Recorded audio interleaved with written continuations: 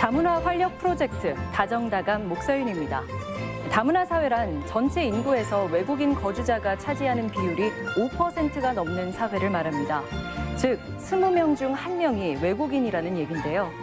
하지만 중요한 것은 단순히 그 숫자의 많고 적음이 아니라 외국인이 주류 문화에 동화되지 않고 자신의 문화적 정체성을 유지하면서 거주해야 한다는 거죠. 그런 관점에서 봤을 때 현재 우리 사회를 다문화 사회라고 자신 있게 부를 수 있을지 다시 한번 생각해 보게 됩니다. 다양한 문화가 공존하는 사회를 위한 다문화 활력 프로젝트 다정다감.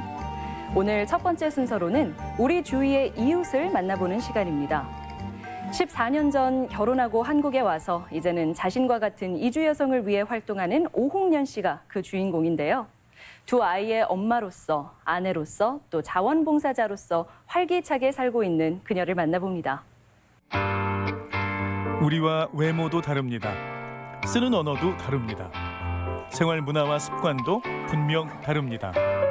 그렇지만 우리 이웃이 된 사람들, 나의 이웃 오홍련 씨를 지금 만나봅니다.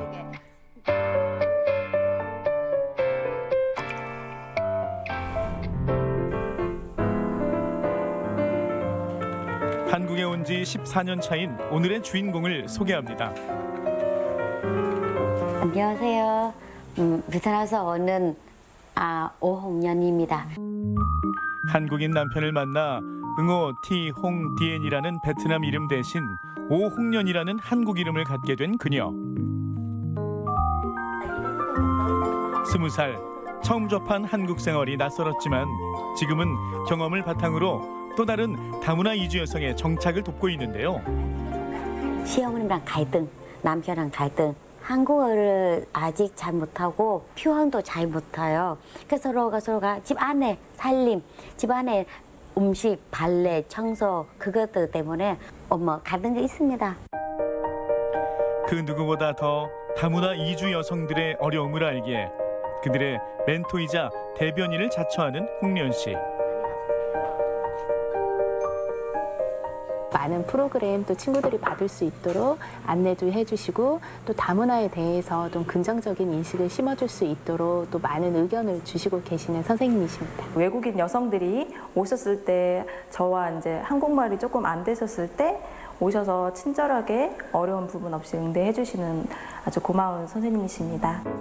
항상 당찬 모습을 보이는 그녀지만 가끔은 어려움을 겪기도 합니다.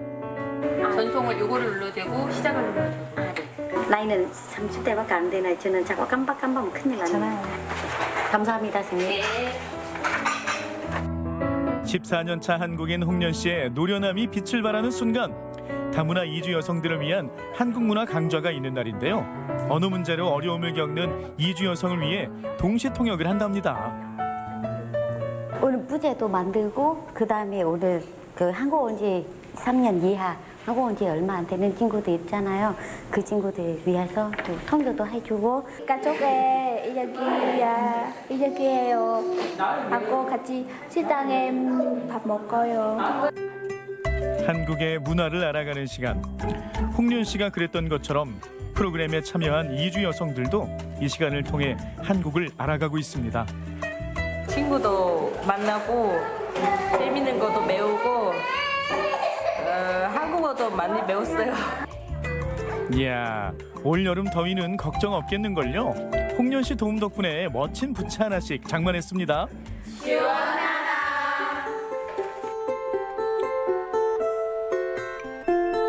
일이 끝나자마자 곧장 집으로 향하는 홍련 씨. 자기야 안녕.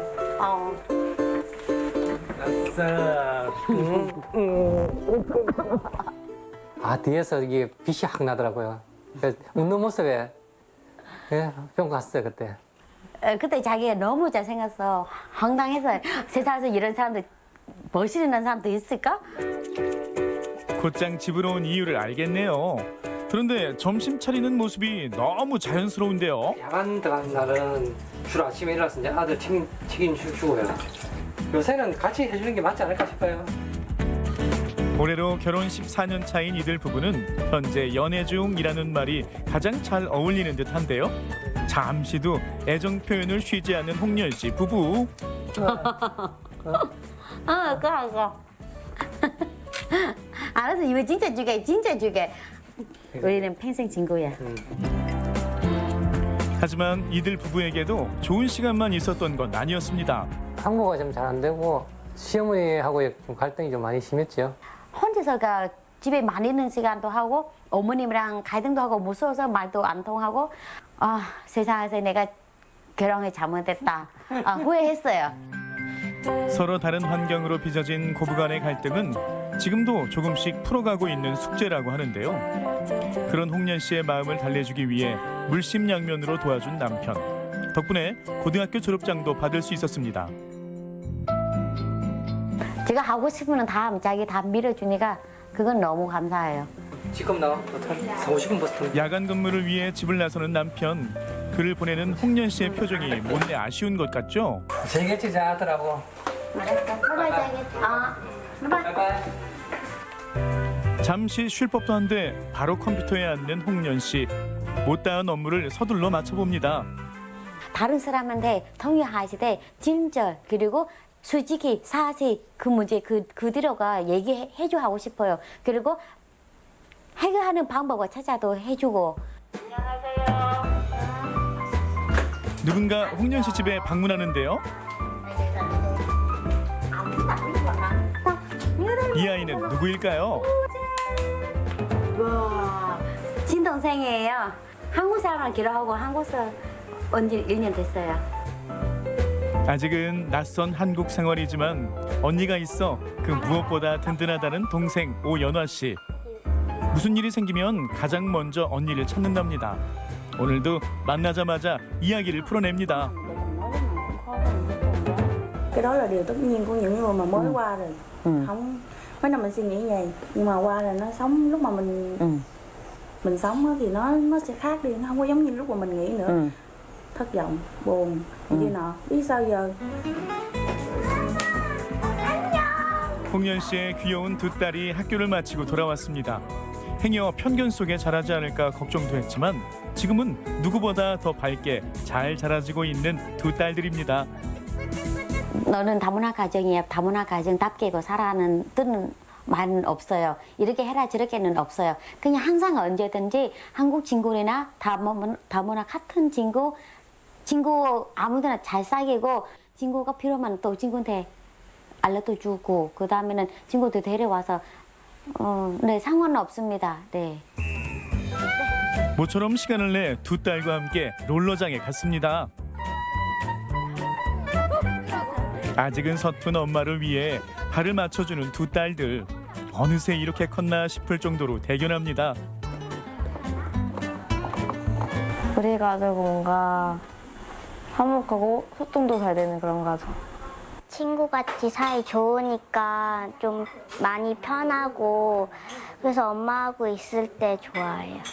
근데 아빠하고 있을 때도 좋아해요. 첫눈에 반해 결혼을 하고 낯선 한국에 와 정착하기까지 남편과 아이들이 없었다면 힘들었을 거라는 홍련 씨. 인증해주면 좋겠어요. 네. 어디 가서도 그냥 외국 친구 신기하다는 표정 안 하면 좋겠어요. 그냥 자연스럽게 어서 오세요 한국이다라고 대접해 줬으면 좋겠습니다. 편견의 시선이 아닌 나의 이웃으로 바라보는 따뜻한 시선. 그 시선이 우리 사회를 더욱 단단히 묶어주지 않을까요? 홍련 씨는 나의 이웃입니다. 네, 베트남에 있는 여동생까지 결혼해서 한국으로 건너왔다니까요. 홍련 씨, 한편으론 반갑고 또 한편으론 어깨가 무겁기도 할 것 같습니다. 앞으로도 이주 여성들의 든든한 맏언니 역할을 해줄 것을 기대해 보겠습니다.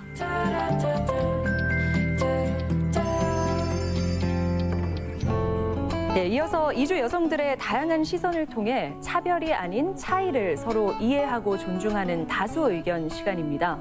오늘 패널로는 중국 출신인 설영애 씨 그리고 베트남 출신인 김지연 씨 나왔습니다. 안녕하세요. 안녕하세요. 네, 앞으로 잘 부탁드립니다. 네, 이 프로그램 제목이요. 다문화 활력 프로젝트 다정다감입니다. 다정다감은 물론 다정하다는 뜻도 있겠지만 다문화 정보, 다문화 감성을 표방한다는 의미에서 각 앞글자를 따서 다정다감이라고 명칭했거든요. 네, 다문화 가족들에게 다정다감한 프로그램이 되고 싶은 바람도 담겨 있는데요. 우리 패널분들은 이 프로그램 제목 마음에 드시나요? 저는 개인적으로 너무 마음에 들고요. 네. 이 프로그램을 통해서 다문화 정보를 많이 얻으시고 가족들이 우리 다문화 세계 여러 나라의 문화를 잘 알아서 정말 행복한 그런 가정을 꾸렸으면 좋겠습니다. 네. 김지연 씨는 어떠세요? 네. 좋은 제목이라고 생각합니다. 본 프로그램을 통해서 다양한 다문화 정보를 알리고 네. 또 다문화에 대한 감성은 다양하게 표현할 수 있는 기회가 되기를 기대합니다. 네, 두 분의 바람처럼 되길 저희도 기대하는데 프로그램 이름은 잘 지은 것 같아요, 그죠? 네, 이렇게 프로그램 제목이 그 내용을 보여주듯이요. 사람의 이름도 그 사람의 정체성을 보여주는 가장 중요한 부분이 되지 않을까 싶은데요. 오늘은 이름에 대해서 이야기 나눠보도록 하겠습니다. 일단 두 분의 이름을 각자 소개해 주시겠어요? 네, 안녕하세요. 제 이름은 설영애입니다. 애자는 이제 한국이나 중국이나 가문에서 이제 돌림자를 쓰잖아요. 네. 저와 같은 경우는 이제 형제가 3명이나 되니까 돌림자로 사랑 애자, 영자는 이제 여자이니까 예쁘게 꽃뿌리 영자입니다. 한 번에 다 뜻이 있어가지고 그래서 예쁘게 잘 크라는 의미로 설영애입니다. 저는 어렸을 때 영애라는 이름을 딱 들었을 때, 그러니까 좀 너무 옛날식 이름인 것 같아서 그렇게 좋아하지는 않았어요. 네. 근데 제가 뜻하지 않게 이렇게 생각지도 못하게 한국에 이제 결혼을 해서 오게 되었고 네. 통역을 하면서 제가 이렇게 이름이 뭡니까 해서 설영애 하면 이 영애 덕분에 이 한류 열풍 때문에 막 제 이름을 세상에 얼마나 한 번만 딱 들으면 다음에 만났을 때는 대부분의 제 이름을 불러주거든요. 네. 그래서 제가 이영애 씨 덕분에 엄청 이제 덕을 보고 살고 있어요. 네. 네. 그러니까 본래 쓰시던 한자 이름을 우리나라 발음으로 바꾸신 거잖아요. 그죠. 네. 근데 전혀 이질감이 없고 오히려 예쁜 이름이 되었네요. 지금은 그렇습니다. 네. 자, 김지현 씨는 어떤가요? 원래 제 이름은 응재링인데 개명해서 김지연이라고 합니다. 2010년 귀화해서 바로 개명했습니다. 그때 저희 신랑이 좀 이왕이면 좀 이쁘고 뜻이 있는 이름을 지어주고 싶어서 몰래 막 장명소에 가셔가지고 여러 이름을 지어왔습니다. 그래서 제가 한번 골라봤는데 이제 김지연이라는 이름이 마음에 들어서 개명하게 되었습니다. 네. 그래요. 개명을 하신 이유가 있나요? 오자마자 하셨다고요? 네, 귀화하자마자 바로 개명했습니다. 네. 이제 외국어 이름 발음하기 어려워서 자기 소개할 때 뭐 한국 분들이 이게 못 알아듣는 경우도 많고, 근데 저도 여러 번 이렇게 제 이름을 소개해야 되니까 좀 불편함이 있어서 개명했습니다. 그리고 개명했을 때 정말 제가 그때 한국 사람처럼 살고 싶은 욕구가 많이 컸은 것 같습니다. 그래서 개명했는데 지금을 생각해 보니까 어떤 이름으로 불러지더라도 제가 노력하지 않고 열심히 사지 않으면 그런 인정을 받기 어렵거든요. 네. 그렇죠. 네, 이제 기화를 하면서 기왕이면 조금 더 한국적인 이름을 택하신 것 같은데요. 설영애 씨 같은 경우에는 이름이 워낙 뭐 한국에서도 낯설지 않아서 외국인 이름이라고 사람들이 생각하지 않을 것 같은데, 그럼 설영애 씨와는 다르게 좀 이름이 특이한 중국 분들 같은 경우에는 개명을 하기도 하나요? 네, 이름은 이제 한국이나 중국이나 모두가 이제 가문에서 부모님이나 혹은 어르신이 짓기 때문에 함부로 이렇게 이름을 고치는 경우는 극히 드뭅니다. 그러나 한국이라는 이런 나라에 왔어요. 그래서 그런 불편을 최소화하기 위해서 어쩌다 이렇게 개명하는 분을 한 분씩 제가 본 적은 있습니다. 하지만 극히 일부군요. 그러죠. 네. 베트남 이주 여성분들은 어떤가요? 이거 개인자 있긴 하지만 뭐 어떤 사람은 그냥 자기 그대로 이름 가져가는 사람도 있고 저처럼 그렇게 개명하는 사람도 많이 있습니다. 제 생각에는 그냥 자기가 좋아하고 자기가 그 이름을 통해서 그런 자신감을 얻을 수만 있다면 어떤 이름이라도 자유롭게 쓰는 거 좋습니다. 네. 개명을 한 경우라면 어느 부분에선가 뭐 차별을 받았다든가 아니면 불편함이 있었기 때문이지 않을까 싶은데요. 혹시 이름 때문에 불편했던 경험 있으신가요? 크게는 자변을 받은 적 없었지만 불편한 경험은 있었습니다. 뭐 예를 들면 뭐 공공기관에서 뭐 서류 반급하거나 신청할 때 이름을 줘야 안 되는 경우도 있습니다. 그렇죠. 그래서 그런 때마다 제가 이름 계속 확인하고 또 확인해서 알려주셔야 되니까 좀 불편함이 있었습니다. 네. 네. 뭐든지 그 절차가 굉장히 길어지죠, 이름 때문에. 네. 저는 이 질문에 대한 답이 좀 궁금한데요. 한국 사회가 이름에 대해서 배타적이라고 느끼시나요? 제 생각에는 한국 사회가 이름에 대해 배타적인 적보다는 뭐 외국의 이름이 좀 어려워서 좀 익숙하지 않고 낯설고 조금 어색한 부분이 있은 것 같습니다. 뭐 베트남이나 한국이나 이름 하나하나에 다 의미 있고 아름다운 뜻을 가지고 있는데 그 진정한 의미를 알 수 없어서 안타까운 뿐이죠. 예. 이게 근데 좀 여러 번 불러보면 좀 친밀감도 생기고 익숙해지면 오히려 저 본국 이름 부르고 싶은 사람도 많거든요. 그래서 제가 다른 외국인한테 좀 한국 이름 개명하는 건 강요하고 싶지 않습니다. 그럼 가능하면 본래 이름을 유지하는 게 좋은데 이제 한국에 살면서 다른 분들이 불편해하니까 개명을 하는 경우가 덜어 있나 봐요. 네네. 네. 그 한국 같은 경우에는 이름을 지을 때 집안 어르신들이 지어주거나 아니면 남자 같은 경우에는 뭐 돌림자를 쓰기도 하고 그렇잖아요. 각 그 오신 곳에 이름 짓는 문화도 궁금한데요. 중국은 우리나라랑 비슷할 것 같아요. 그죠. 일단은 이제 한문을 쓰기 때문에 뜻글자잖아요. 그래서 이제 의미가 글자마다 이름마다 이제 의미가 다 있는 것이고, 그리고 이제 집안의 부모님이라든가 어르신이 이름을 지어주고요. 그거는 우리 중국이나 한국이나 다 같은 것 같습니다. 네. 베트남은 어떤가요? 한국처럼 베트남에서도 집안 어르신이나 부모님들이 이름은 지어줍니다. 제 이름도 친정엄마에 지어줬습니다. 네, 베트남 이름은 성, 가운데 이름, 개인 이름으로 구성이 됩니다. 그런데 간혹 이게 가운데 이름 좋아하지 않으신 분도 있어요. 그럼 가운데 이름 빼고 성하고 개인 이름만 이렇게 이름 지는 경우도 많습니다. 베트남 일상생활에서는 이름을 부를 때 성인 아닌 그냥 개인 이름으로 부르는데 뭐 나이나 계급의 관계에 따라서 좀 다르게 부를 수도 있습니다. 그런 문화 차이가 조금 있군요. 네. 네, 오늘 두 분과 이름을 주제로 이야기 나눠봤는데요. 베트남, 중국의 이름 짓는 문화에 대해서 좀 이해할 수 있는 시간이었고 또 어디에 있든 결국 자기 자신을 가장 잘 드러내는 것은 이 이름이라는 단어이지 않을까라는 생각을 해봤습니다. 오늘 두 분 말씀 고맙습니다. 네, 감사합니다.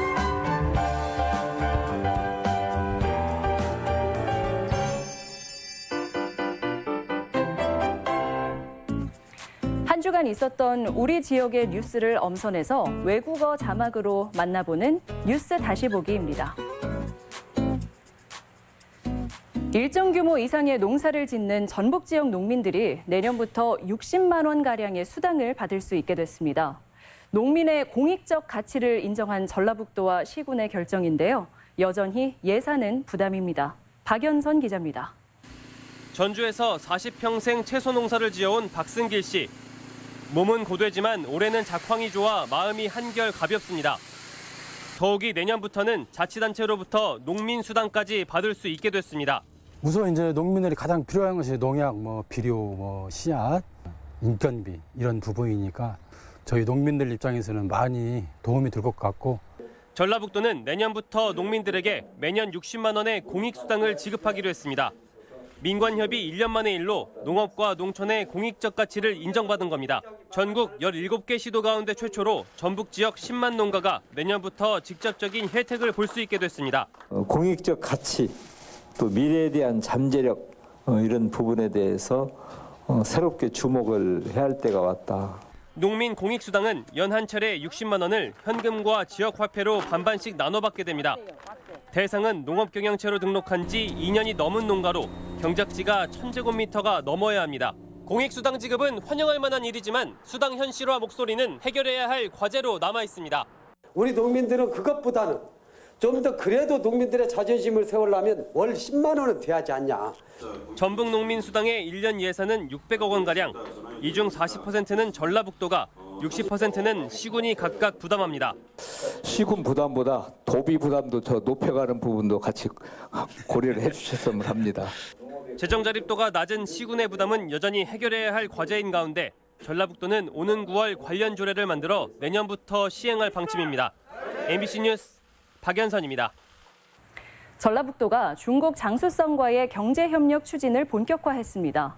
송하진 도지사는 장쑤성에서 러우친첸 당서기와 성장 등 고위 인사들과 면담을 갖고 새만금 산업단지 공동개발 등 한중 경협 활성화 방안을 논의했습니다. 또 공동투자설명회의 정례화에 대해서도 공감대를 나눴으며 러우친첸 당서기는 필요할 경우 전북에 투자단을 파견하겠다고 화답했습니다. 동북권 균형 발전 정책이 추진됩니다. 전라북도는 남원 허브 클러스터와 진안 홍삼 클러스터, 무주 금강변 관광 활성화 등 16개 사업을 내년 동북권 발전 사업으로 정하고 400억 원을 투자하기로 했습니다. 또 동북권 발전위원회를 통해 지역 특화 산업을 발굴해 국가 예산을 확보한다는 방침입니다. 고속철도의 통합 운행 주장이 제기됐습니다. 참여자치 전북시민연대와 전주경실련 등은 도청에서 기자회견을 열고 수서발 고속철도가 운행되지 않는 전주와 남원 주민 71%가 KTX와 SRT의 통합 운행에 찬성한다고 밝혔습니다. 지난 2016년 개통된 수서발 고속철도가 전라선인 전주와 남원, 여수 구간에서는 운행되지 않으면서 불편을 호소하는 도민들의 목소리가 점점 커지고 있습니다. 정헌율 익산시장의 다문화 가족 비하 발언 이후 익산시가 전 직원의 다문화 인권 교육을 추진했습니다. 익산시는 지난 4일 예술의 전당 대공연장에서 1,200여 명의 직원이 참여해 다문화 인권과 다문화 사회 공직자의 역량을 주제로 전문가 강의를 진행했습니다. 시는 또 다문화 인권 감수성을 높이기 위해 올 하반기 5차례의 교육을 시행하고 시책 수립에도 반영하기로 했습니다. 이번에는 도내 각 시군의 행사와 복지 정책을 소개하는 지역 소식 시간입니다. 이창익 기자입니다. 남원시가 아이 돌봄 서비스를 기존 넷째 이상 자녀에서 둘째까지 확대 제공합니다. 지원 시간도 연 720시간에서 800시간으로 늘리고 만 3개월 이상부터 12살 이하 둘째 이상 자녀를 둔 가정은 무료로 지원받을 수 있습니다. 아이돌봄 서비스 확대로 양육 부담을 줄이고 다양한 서비스를 지원하여 아이 낳고 키우기 좋은 환경을 조성해 나가겠습니다. 정읍시가 칠보 물테마 유원진의 물놀이장을 오늘부터 개장합니다. 칠보 물테마 유원진은 물놀이장과 분수대, 인공 폭포를 갖췄으며 오는 8월 18일까지는 월요일을 제외한 매일 운영됩니다. 임실엔 복숭아 출하 한창입니다. 임실 87개 농가가 생산하는 임실엔 복숭아는 향이 좋고 과즙이 풍부한 명품 복숭아로 올해 1,600톤을 생산해 80억 원의 수익을 기대하고 있습니다. 소비자로부터 맛과 고품질로 인정받은 명품 임실엔 복숭아가 본격 출하되고 있으며 국내 유명 마트와 백화점 등을 통해서 공급할 예정입니다. 부안과 고창도 지역 화폐 유통을 시작했습니다. 부안사랑 상품권은 5,000원과 만원권 두 종으로 5% 할인된 금액으로 부안 지역 24개 금융기관에 구매할 수 있으며 고창사랑 상품권은 1,000원과 5,000원, 만원권 세 종류로 1인당 월 50만 원까지 살 수 있습니다. 환경부 지질공원위원회가 전북 동부 지역인 진안 무주 권역을 국가지질공원으로 의결하고 4억 원의 국비를 지원하기로 했습니다. 진안 무주 권역은 고창 부안에 이어 도내 두 번째 국가지질공원으로 1,154제곱킬로미터에 이르며 마이산과 운이람 반이람, 적상산, 천일폭포 등 10개의 지질 명소를 보유하고 있습니다. 우리 지역에서 열리는 다양한 행사들을 소개합니다. 전주 다문화 가족 지원센터에서는 다문화 가족을 대상으로 문화 캠프를 실시합니다. 7월 26일과 27일 1박 2일 일정으로 열리는 이번 행사는 다문화 푸드 페스티벌, 문화체험 등의 프로그램으로 이뤄집니다. 접수는 7월 6일까지입니다. 김제시 건강가정 다문화 가족 지원센터에서는 다문화 가족을 대상으로 숲체험 프로그램 자연 나누리를 진행합니다. 정읍 내장산 국립공원 일대에서 펼쳐지는 이번 행사에서 참가자들은 내장산의 자연을 체험하는 다양한 프로그램을 만날 수 있습니다. 날짜는 7월 13일이며 접수는 7월 12일까지입니다. 완주군 건강가정 다문화 가족 지원센터에서는 가족 상담을 실시합니다. 가족 내 발생하는 다양한 갈등을 해결하기 위해 전문 상담사와 함께 진행되는 프로그램입니다. 이 프로그램은 연중 실시되며 완주 군민이라면 누구나 신청할 수 있습니다. 전주시 다문화 가족 지원센터에서는 방학을 맞은 자녀들과 학부모를 위한 우리 아이 학습 지도법을 실시합니다. 자녀의 행동 유형을 통해 학습 지도법을 알아보는 시간으로 참가한 자녀들은 모기 퇴치제 만들기 프로그램에 참가할 수 있습니다. 날짜는 7월 13일이며 접수는 7월 10일까지입니다. 7월 16일부터는 외국인 건강보험 단연 가입 제도가 실시됩니다.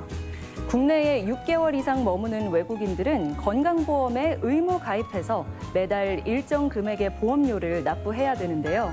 보다 자세한 사항이 궁금하신 분들은 아래 전화번호로 문의하면 외국어로 상담받을 수 있다 합니다. 다문화 활력 프로젝트 다정다감, 오늘 준비한 소식은 여기까지입니다. 고맙습니다.